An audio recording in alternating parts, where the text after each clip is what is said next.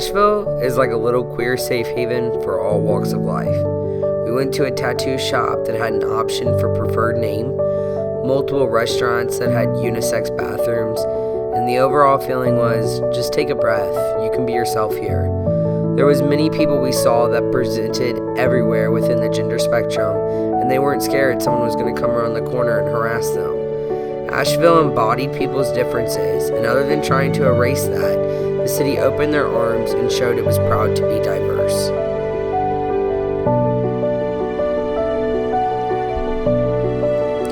We met Kalvin at the Airbnb, and then all got in the car and headed to interview Aurora.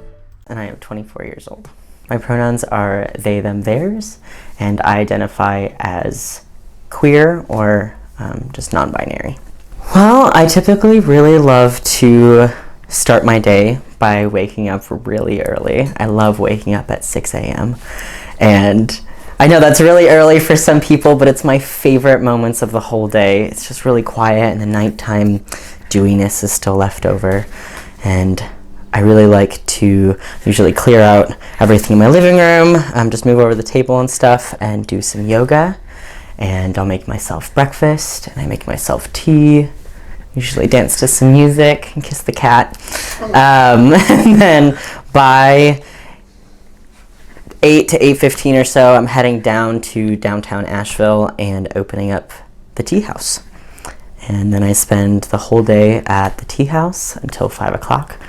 And I'll come home and decompress for a moment, make myself dinner. And then it just really depends on what I do for the rest of the night. Sometimes I do art or dance some more in my kitchen. I dance a lot in my kitchen, to be honest. It's a really good way to decompress after a stressful day. I'll put on something with a really good beat and close my eyes, and if I'm mulling over something, I tend to go over things a lot. I tend to be a very hard thinker. I call it my hurricane brain. And so if I'm feeling a little bit tense or stressed out in my body, I'll just try to get right back into my body by dancing or really getting into the music. And then once I've come back into my body, then I can move into writing or art or something like that. And of course, bringing that care of nourishment with herbal tea. I usually don't drink caffeine once it gets past 5 or 6 o'clock at night. So I'll make some herbs, and then I'll do the creatives and stuff like that. Once I got top surgery, there was a huge release because I think I just felt much more congruent with my body and what I could wear and how I could express myself. There wasn't this societal thing coming down on me of like what it meant to be feminine or masculine, and I could just be myself. And I tend to be like, for me, I usually identify as like a butchy femme. And so then there was these things that were lifted that I finally just felt like I could express myself that way. And then I reclaimed my name. And so throughout the past 5 years, or I guess 10 years, it's really just been a process of like finding myself. And then I like came out as queer, like sexuality wise, because first I was like, no, I must be gay. And then I was like, I'm literally in the in-between everywhere in my life, which is funny because when I was growing up, my mom was always like, you had very strict like moral and ethical codes, and this is right and this is wrong and this is how it is. And then it's like this balancing of my life has kind of been like, you are a human of gray space. The world is made of gray space. Let go of all of these binaries, whether that be of gender or sexuality or everything else, and go figure out that gray space. And so now I'm just gray. In a good way. Gray sounds so colorless, but it's really, really beautiful. I have seen therapists on and off over a number of years, even before I came out. And actually, when I started to come out, I had a therapist who is non-binary, and that was really, really cool. And that was really when I said it out loud, and they were like, okay. And they actually traced me on these big piece of paper, and we did these really beautiful projects with it, and I was just like, okay, I'm just gonna go. But I also had a lot of trouble actually with the therapist that I was seeing, they actually left soon after that. They moved across the country. I was actually spending entire sessions teaching my therapist about what it meant to be trans, and I didn't even get any help. I was just having a whole education session on all these things that actually they could have learned, they should have and could have learned on their own. And I wasn't even getting the support and the help that I needed. I was just sitting there being like, this is what the definition of trans is. This is what cis is. This is this and this and this. And then I would just walk away feeling exhausted. And I wasn't even getting the support that I needed, especially with when I came out, I was in a very, very turbulent situation. It was really, really hard for me at school. I ended up getting bullied out of school for a while. I was having a really tough time with my family, with my friends. It was just really tough. And then here was this person who was supposed to be trained to help me, process things or even deal with things. And I'm just spending the whole time telling them what trans even is at all.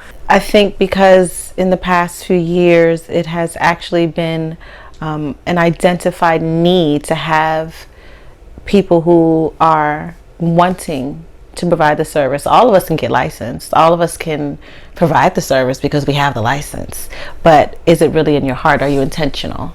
Honestly, when I look at my circle, I'm the only one. I'm the only one in my circle, people who I went to graduate school with here, because I went to school here, who has chosen to specialize with the population. I've been privy and blessed to meet other clinicians and practitioners. But when I think of my immediate circle, I'm the only one. And so that was really, really disappointing when I first started my transition. And I honestly have had a lot of mental health professionals that I've seen over the years in general, which I feel really lucky that I was able to do that. I got a lot of tools, and so now over the past number of years, it's more about using the tools that I already had, and it was really just about me holding space for myself. I do have access to it here, though, but I don't have a person that I'm currently seeing. Were you paying for your sessions whenever that happened to you? Whether you were teaching your counselor, or did you have health insurance or anything that covered that? I was part of a program that I am not associated with anymore because they used me as a token trans person, and they've actually really, really harmed trans people in general, to the point of massive legal issues and detrimental health issues with the trans people that they did. They were really all about saying that they were LGBT friendly, but actually being so harmful. But they gave me access to a therapist, and they were like, hey, you can totally utilize our therapist here. But then I kind of sucked of just you don't even have a therapist that is educated in LGBT things, and that's separate from the harmful things that they were actively doing. So on the bright side, I didn't have to pay for it, but I did feel like, I was paying for it emotionally out there, but I did not have to pay money-wise. When I was a teenager, I was in and out of hospitals a lot. I had a really, really tough time with staying alive, and I was in an outpatient after a hospitalization, and there was this kid there's this kid who was actually part of it, and it was really this guy who was just taking kids into his house, and it was called a sober home, and it was really just getting sober from whatever you were in. Issue with that, he's literally never been trained, but he calls himself an expert, which is really interesting. Very thankful for that time in my life, though. But after a couple more hospitalizations, my mom sat me down and she's like, you're going here. And kind of got a little ambush after school. She's like, you're going right now. And so I ended up going there for a couple of months. There was 7 other kids that were in the house, and we all lived there, and it was him and his wife, and we would have school. It would be like a homeschooling where we each chose a topic and we did things, and in a lot of ways it was really great, and in some ways I really value that experience, and also I had to unlearn traumas that I experienced during there that I didn't even realize, including with my sexuality. Like, that was actually the time period where I was like, oh, I must just be gay. Like, he actually told everybody that I was a lesbian before I had even ever come out. I was like, no, I'm bi. Like, and now I don't identify bi. I'm just like, I'm queer everywhere. But anyway, so that was basically how I started. It was a local couple that was taking in kids that were having a lot of trouble with drugs, or there was one kid that ended up coming there for like motivation. I was there for, I guess, addiction in general, where really my big addiction was self-harm, majorly. But then I started using in order to not self-harm. So it was really, so harming in another way. And so I needed to get sober from all the things that I was feeding my addiction and trying to fill this hole in myself with. And my mom had heard about it from another local couple, I think from a kid who had been there. And so I went there. So did my sister.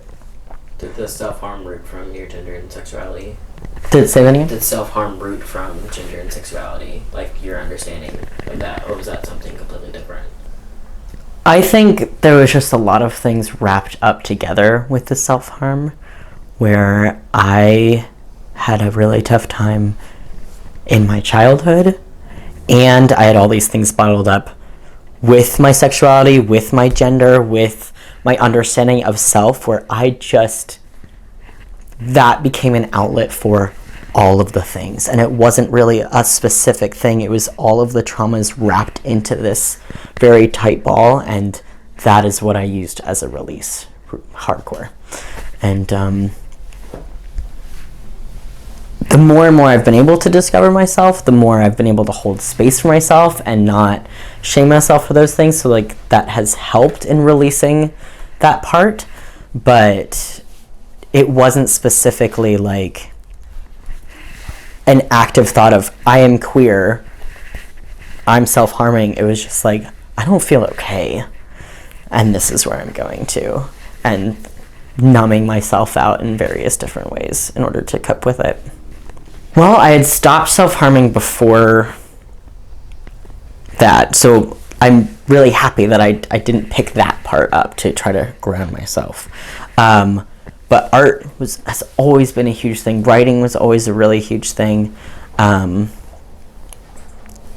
Hiking.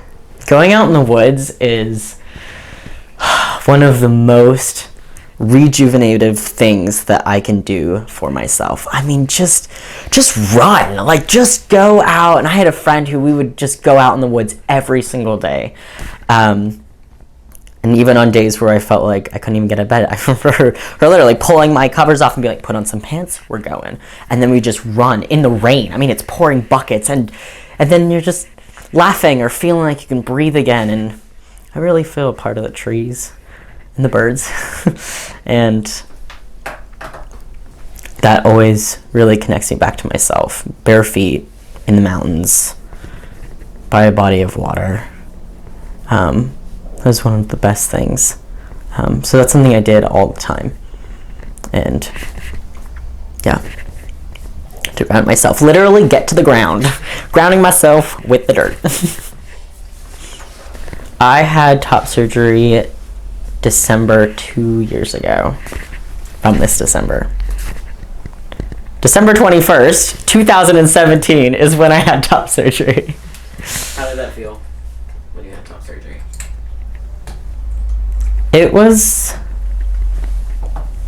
really interesting, actually. It didn't feel real up until about 2 weeks before I had top surgery, because I still didn't have all the things together. Like, I was trying to figure out the payments and stuff, so I had this date, but it was like I never got time to really feel like it was real. And I was really scared the day that it was happening. And my surgery actually got pushed back by a couple of hours. Thank God. I was so thankful for it, actually, that it got pushed back, because I had time to just sit in the hospital bed. And for the first time, I was in the hospital for a really happy thing. I was choosing to be there in a freedom way. And that was a really interesting way to start that experience. But I could feel the anxiety bubbling up in my body. And I'm like, oh God, like, what is happening? And then I woke up and I felt free. And I said that. I was just like, oh, I'm free. Like, I'm free from this piece that I feel like is just not congruent with myself, or at least with how I feel like I can express myself. Because I honestly feel like, you know, there's so much disparity between what society puts on us and those things. So I had already gotten like more comfortable with my body, but it was just like this release and this letting go. And then the healing process was really hard for me. I had really bad post-op depression. It was super hard for me to not be able to move around, to have to ask for help in a way that I've never had to before. I am a person that I help, but to like receive care, totally different story. And here was my mom taking care of this person who went from being 22 to being an infant. I couldn't even drink water by myself, to in the next 8 weeks being 22 again, in the sense of being able to do stuff. And so that's also how we did a lot of healing and allowing care. So like the healing process was really beautiful and really hard. And then, but it was also this like really magical thing, because then I was like, yeah, can you do my hair? Can you put the bun up high? Can you do that? Or, oh, I'm going to wear this scarf this way. And I started to feel kind of this like exploration of how can I express myself in a different way. I had shirts that I had put away that I couldn't wait to wear until after top surgery. You know, there's this one really awesome floral top that has this big old scoop neck that I love, but I could not wear it. I felt like I could not wear it. You can wear whatever you want in life, but that I'd put away and then I could wear it again. And you know, I remember buying lipstick for the first time, and I remember wearing this like crop top and having these pants that looked like a skirt, and then I was wearing a skirt, and then I was doing these things, and my femininity, I could give myself permission for it, and that was such a beautiful thing. And I got to be in this androgyny and this femininity that I hadn't experienced before. I was very curvy before I started testosterone, and then I was very much not, and then I was, you know, it was just like, so societal ways to fit clothes. But then I had these curves that I didn't have to worry about that always just made me super anxious. And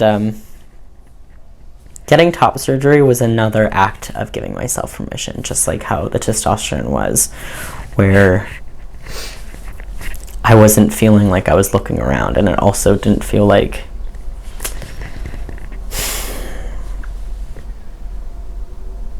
there was a fear that was let go with it. Were you working at Dobra when you got your top surgery done? I was. I had worked at Dobra for just under a year and a half.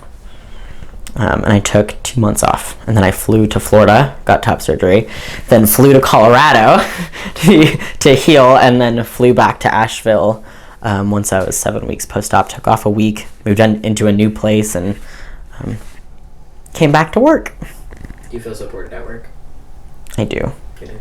I'm really, really lucky with my work environment. I have never worked with so many other trans people or so many other queer people.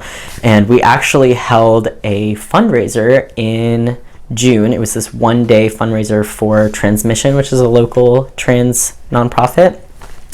And 10% of the daily sales, actually, I think we did 15. A percentage of our daily sales went to Transmission. And we had a jar out front. We had all this information. They were like, this is your event. Like, you get to set this up. I got to create my own tea drink. I called it the Stonewall. And it was hibiscus and butterfly pea flower and lemongrass. And so it's this really beautiful royal purple, but then you squeeze a little bit of lemon in it and it would change color. And I just really loved all the different pieces to it. And it was such a beautiful day. We advertised it on our Instagram and outwardly everywhere, and had this whole table of information about what are the Stonewall rides. Why is this drink named this way? And my boss, he just kept saying, I just want the community to know that they're safe here. It wasn't about advertisement. It wasn't about having this one day drink. They were a part of it, but all he cared about was, I want people to know that they're safe here. And that just really touched my heart. And he's asked me a lot, hey, so I want to know about asking about pronouns. Do I do it just at certain times, or do I always ask everybody? How do I ask? And I just told him, I was like, when you interview somebody, ask them. And you can always say, my name is Miles. He, him, his. What are yours? You can always open up the space first and invite them in. And so that's been also really beautiful, is that there's been a whole learning curve, and we've had conversations about what does it really mean to be a great ally? What does it mean to be supportive? What do certain terms mean? What do trans people face? And he's been such an open book of learning, and he's the person that I interact with most at work. And he's just been like so open and so receptive, and not just willing to grow and learn, but wanting to grow and learn, and wanting to create the safest space that he can. And that's been really amazing. So I feel really lucky. I have one animal. He's a 14-year-old cat named JJ. And we are super attached to each other. Like, actually, we can walk around the neighborhood and he just follows me around. And he comes when he's called. He knocks on the door. But he's definitely my familiar. And we're super close in a very interesting way. Like, I feel like the connection between animals and humans is really, really special, especially when you take the time and intention to really create that. I know this isn't part of the question, but I do feel like there's this huge issue with people and animals where they love the idea of having an animal.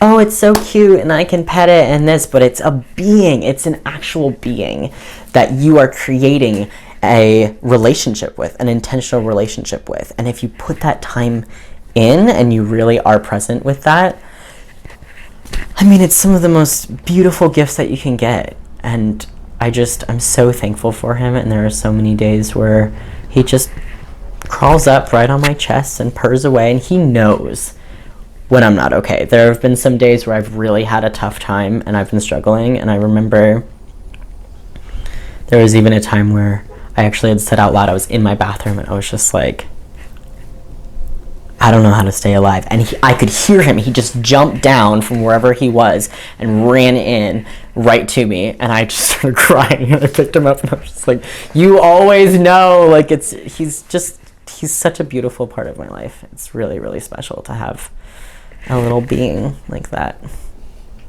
I love my cat. To be the most inspirational thing in my mental health journey has been to be healthy. Whatever that means, spiritually, mentally, emotionally, physically, they're all super, super connected. And the more present I've become, the more excited I get. The more connected I get towards life, the more excited I get.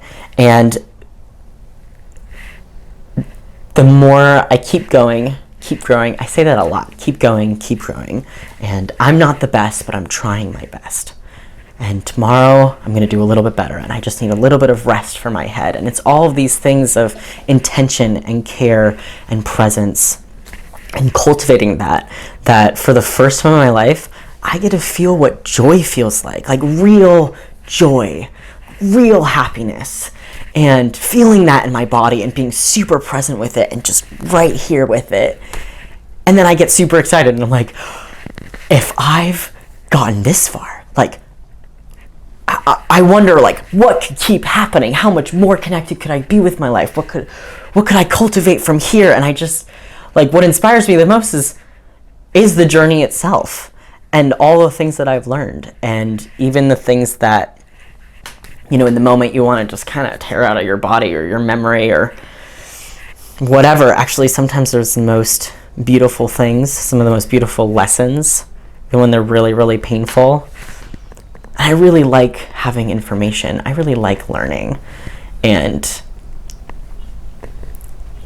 I just get so inspired and so excited about what life can keep being like.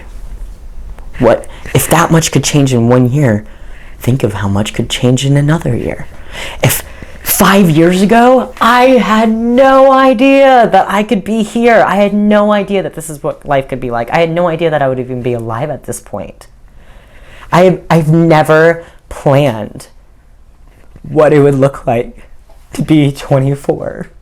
Would it be 30 or 35 or anything past? Like, I was bawling my eyes out before I turned 24 because I was sitting with a friend of mine and I was like, I'm going to be 24. And then I just stopped. I never thought I would say those words, and it felt like the weirdest thing coming out of my mouth. This is what 24 could look like. This is what life could be. This is what it means to be alive. I want to be alive. And I want to keep wanting to be alive. I want to keep learning what life means. Like, it's so cool. It's so beautiful. Like, I remember celebrating when I was 18 just because I never thought I'd get that far, but I still didn't feel okay. But here I was sitting on the top of my friend's van and we're watching the sunset and I'm just sobbing because I'm 24. And that, even that thought alone just gets me excited. I want to keep being alive. And not because I have to, not because I know I need to, not because I know I have to keep pushing and figure it out, or, you could leave at any moment or anything, but I'm committed to it and I want to do it. And so I have no idea what any of the ages are going to be because I never even thought about what it was going to be.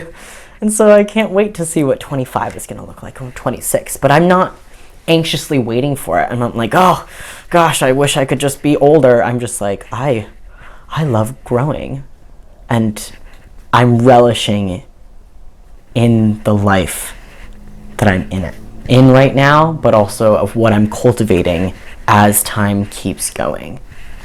And I'm not in a rush. I want to take my time. I want to slow down because suddenly, for me at least, I feel like I have all the time in the world. I'm not running out. I'm gonna run out someday.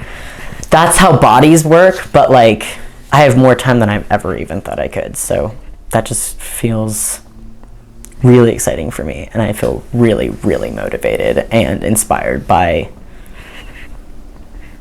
what I could do with myself, with other people. And the connection between people. I have felt so alone my whole life. And there's been all of these walls and I've just felt so disconnected and not present and all these things, which means connecting between two people, it's really hard to reach past those walls if they're just impenetrable from a person. So now I get to learn what real community feels like, what real connection feels like, what real love for myself, other people, from other people feels like. What does it really mean to sit on top of a mountain and just sit with it? And that's it. And I get to even experience the woods, which is one of my most grounding things. I get to experience the woods in a totally different way because I'm actually here with it. I love that. Life is hard, but life is really great. Like, to be able to be alive and know that you can just do that, like, it makes me excited for what is to come. And what is right now. I'm excited. Yay, life. Woohoo! After spending the day with Aurora, hearing their story and learning more about them, we all took a look at our lives. Out of every 2 trans or non-binary people you meet, statistically one of them have tried to commit suicide. That's a lot of folks. But just like Aurora said, it gets better. Life can be better, so don't give up. Keep pushing, keep moving, keep climbing every mountain.